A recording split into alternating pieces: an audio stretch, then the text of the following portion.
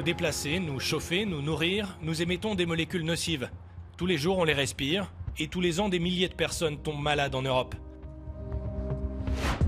On part de loin, mais notre air est de plus en plus pur. La technologie nous permet de surveiller sa qualité en temps réel et même de l'améliorer. Tout le monde peut faire sa part, et c'est ce qu'on va voir.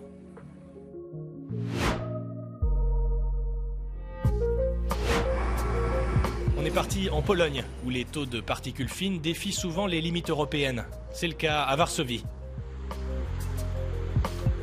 La capitale traverse en hiver des épisodes de brouillard de pollution, appelés smog. When the winter will hit and everyone is heating up the houses, it's just dreadful. It could be worse later. Fingers crossed that it won't, but it could be. Le chauffage au charbon est la principale source de cette pollution.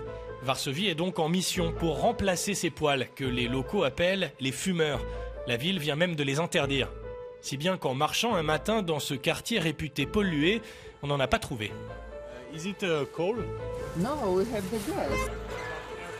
Since a few years, there was like a lot of changes, and even this house, which is like 100 years old, is changed for the gas.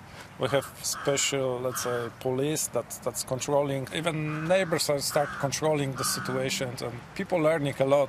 La qualité de l'air ne cesse de s'améliorer dans le quartier, d'après les données de la station voisine. À Varsovie, en 5 ans, on estime que le nombre de cheminées à charbon a été réduit de 17 000 à 4 000. Mais il en reste encore beaucoup trop, selon cet activiste. PM10, if you touch this, it should show 187, and the limit is 50. So you see like a 400% more. So we're trying to use the data.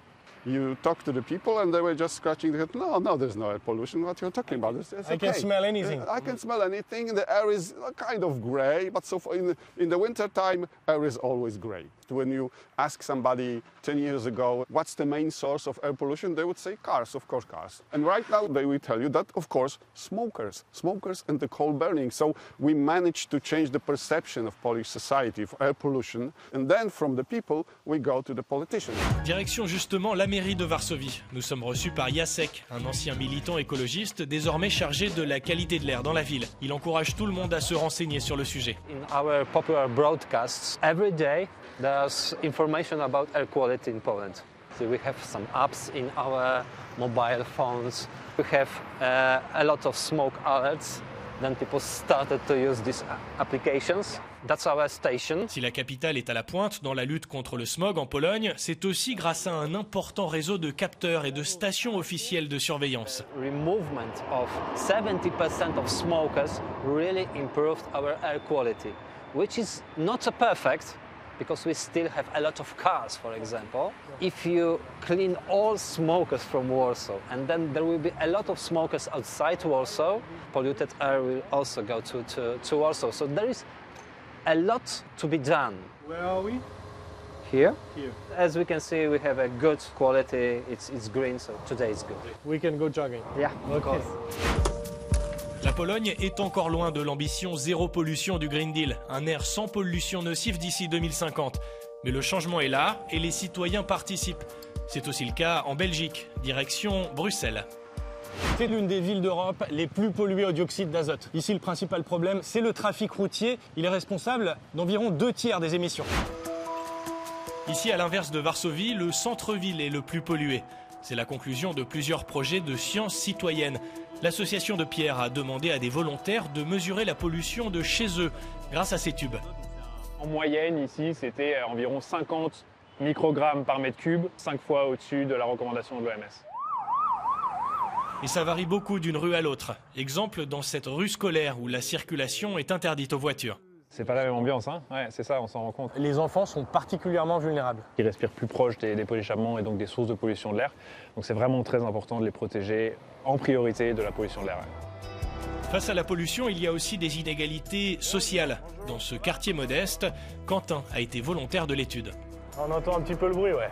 Ici, on est dans une des communes les moins chères de Bruxelles, hein, parce qu'il y a la pollution et le bruit surtout. Ici, c'est mauve foncé, donc ça va du vert au noir. Ici, c'est dégueulasse. Et les tubes étaient accrochés là en bas, il fallait absolument le mettre à une hauteur de 2 mètres. Voilà, ça, c'est les aléas d'un grand boulevard à Bruxelles. Hein, tous les mois, on devait mettre 2 tubes Après, chaque mois, je renvoyais les tubes au labo. Justement, allons-y. Voici l'université d'Anvers, le laboratoire du professeur Meismann, une star de la science citoyenne. There are these molecules in the air, and each molecule that enters the tube gets stuck at the back. And when you do this for 4 weeks, you measure how much of the air pollution there is. Un de ces projets a réuni 20 000 volontaires, ce qui a permis de mesurer la qualité de l'air dans toute la Flandre. Les résultats ont fait la une de la presse belge. We use those data to improve our computer models. And this way, the citizens can directly contribute to better policies.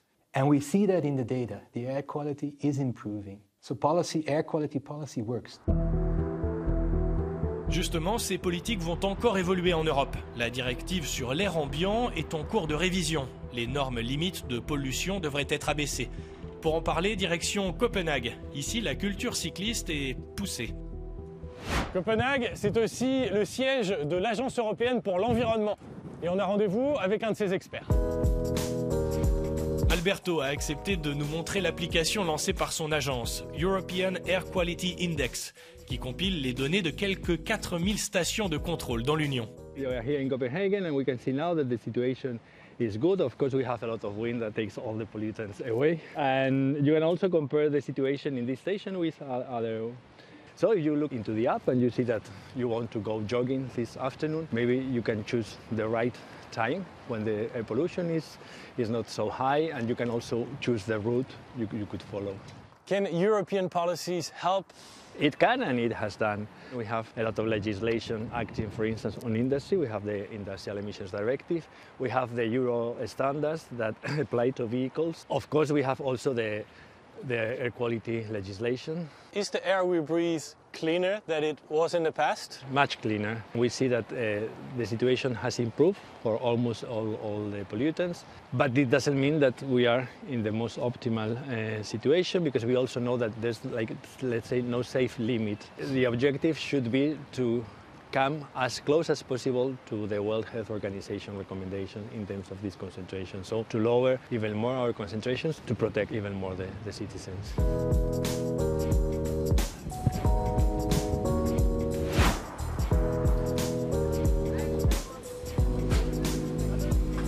Ça y est, me voilà de retour dans ma ville. C'est tout pour cet épisode. Je ne respirerai plus de la même manière. À très bientôt sur la route d'un monde plus vert.